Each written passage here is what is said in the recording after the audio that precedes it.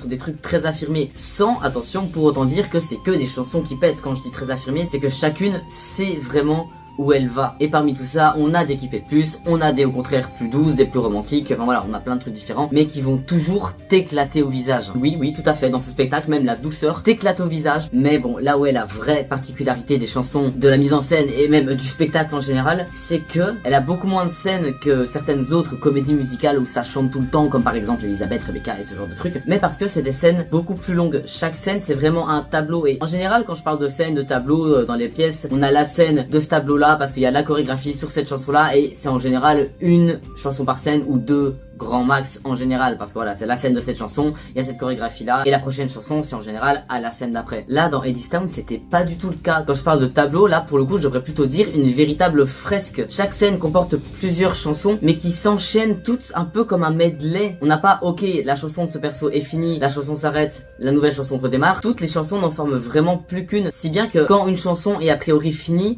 bah elle l'est pas vraiment parce que la musique continue et va petit à petit se changer en le début de la musique de la chanson suivante. Enfin voilà, vraiment comme un medley au final. Et ça fait que toutes les chansons qu'il y a dans une scène à chaque fois, mises bout à bout comme ça, forment un véritable tableau, une véritable fresque musicale, et j'avais encore jamais vu ça.